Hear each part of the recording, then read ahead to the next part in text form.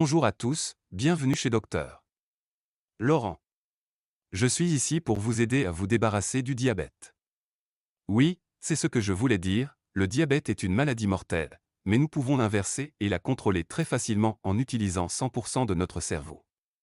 Si vous êtes passionné par la santé et le bien-être, n'oubliez pas de vous abonner et d'activer les notifications pour ne jamais manquer une mise à jour.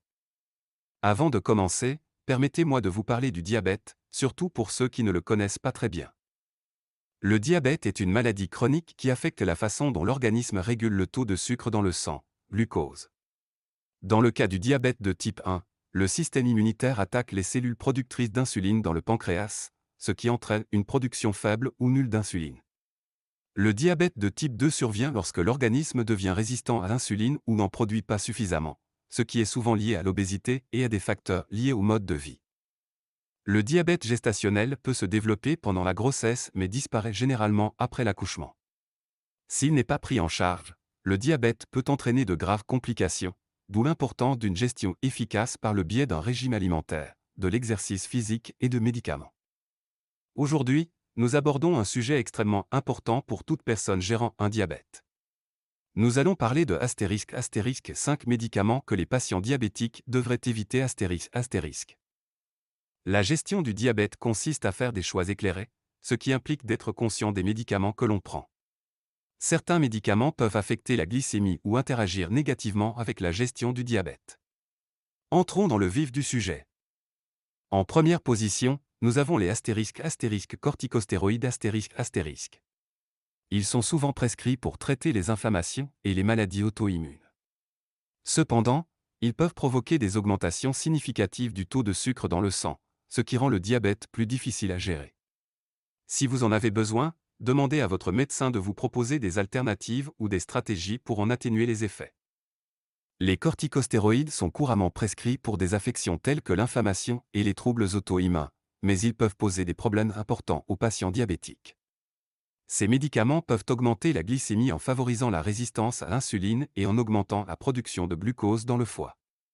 En outre, les corticostéroïdes peuvent stimuler l'appétit et entraîner une prise de poids, ce qui complique encore la gestion de la glycémie. L'augmentation de la glycémie peut rendre plus difficile l'obtention d'un contrôle optimal de la glycémie, augmentant ainsi le risque de complications liées au diabète. Si vous êtes diabétique et que vous avez besoin de corticostéroïdes, il est essentiel de travailler en étroite collaboration avec votre prestataire de soins de santé pour surveiller votre glycémie et envisager des alternatives potentielles ou des stratégies de gestion supplémentaires.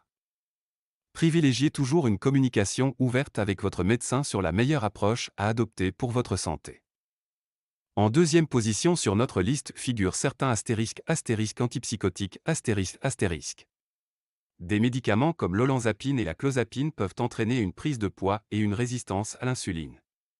Si vous ou une personne de votre entourage prenez ces médicaments, discutez des risques avec un professionnel de la santé.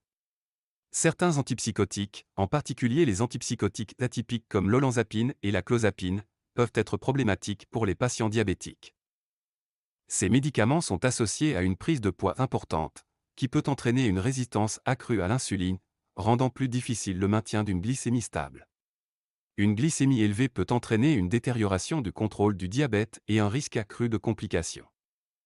En outre, certains antipsychotiques peuvent masquer les symptômes de l'hypoglycémie, ce qui signifie que les patients peuvent ne pas se rendre compte que leur glycémie est dangereusement basse, ce qui retarde le traitement. Cette combinaison de facteurs rend cruciale une prise en charge attentive.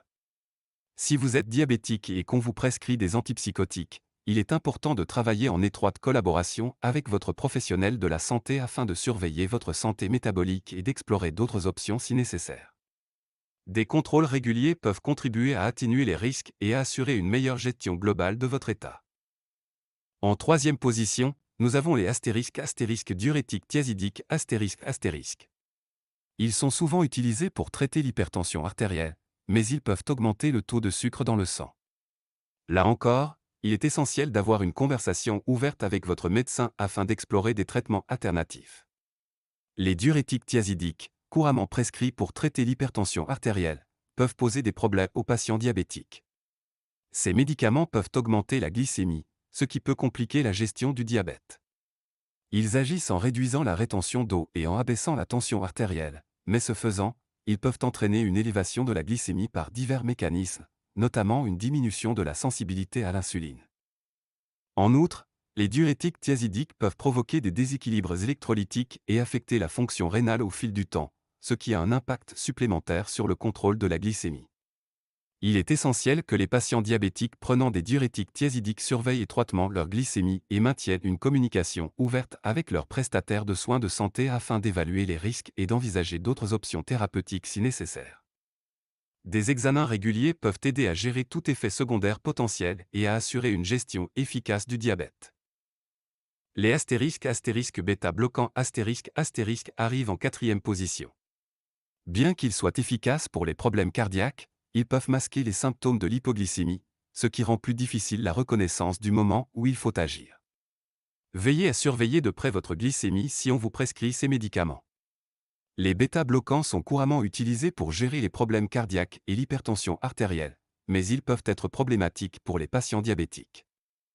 Bien qu'ils soient efficaces pour réduire la fréquence cardiaque et la pression artérielle, ils peuvent masquer les symptômes de l'hypoglycémie, tels que l'accélération du rythme cardiaque et les tremblements, ce qui fait qu'il est plus difficile pour les patients de reconnaître leur hypoglycémie. En outre, certains bêta-bloquants peuvent entraîner une prise de poids, ce qui peut compliquer davantage la gestion du diabète en augmentant la résistance à l'insuline.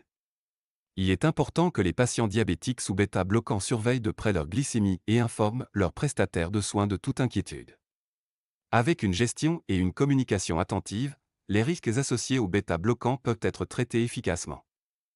Enfin, en 5e position, nous avons certains médicaments hormonaux comme ceux utilisés dans les traitements hormonaux de substitution ou les pilules contraceptives. Certains d'entre eux peuvent entraîner une résistance à l'insuline ou affecter le contrôle de la glycémie, c'est pourquoi vous devez toujours discuter de vos options avec votre fournisseur de soins de santé. Les médicaments hormonaux, tels que ceux utilisés dans le cadre d'un traitement hormonal substitutif, THS, ou de certains contraceptifs, peuvent présenter des difficultés pour les patients diabétiques. Certains de ces médicaments peuvent entraîner une résistance à l'insuline, ce qui peut augmenter le taux de sucre dans le sang et compliquer la gestion du diabète.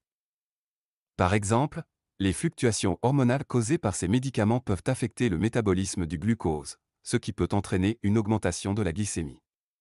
En outre, certains traitements hormonaux peuvent entraîner une prise de poids, ce qui peut encore accroître la résistance à l'insuline et avoir un impact négatif sur le contrôle global du diabète. Il est essentiel que les personnes atteintes de diabète discutent de toute médication hormonale avec leurs prestataires de soins de santé afin d'en évaluer les avantages et les risques. Un contrôle régulier de la glycémie et une communication ouverte avec l'équipe soignante peuvent aider à gérer efficacement ces effets secondaires potentiels. En résumé, si certains médicaments sont essentiels à la santé générale, il est crucial que les patients diabétiques soient prudents et informés de leur choix. Consultez toujours votre fournisseur de soins de santé au sujet des médicaments que vous envisagez de prendre. Et le diabète est réversible. Le diabète, en particulier le diabète de type 2, est souvent considéré comme réversible grâce à des modifications ciblées du mode de vie. En apportant des changements significatifs, tels qu'une alimentation équilibrée et pauvre en sucre, l'augmentation de l'activité physique et l'atteinte d'un poids santé, de nombreuses personnes peuvent améliorer leur sensibilité à l'insuline et abaisser leur taux de sucre dans le sang. Des études ont montré que certaines personnes peuvent atteindre un taux de glycémie normal sans avoir besoin de prendre de médicaments, mettant ainsi leur diabète en rémission.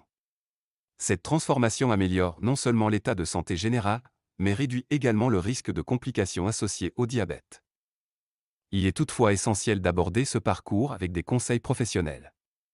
Travailler en étroite collaboration avec un prestataire de soins de santé garantit que les changements sont sûrs et efficaces.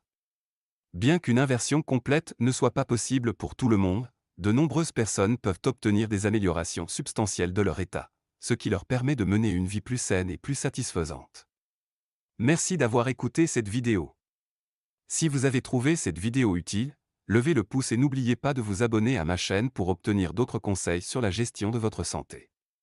Restez informés, restez en bonne santé, et je vous donne rendez-vous dans la prochaine vidéo.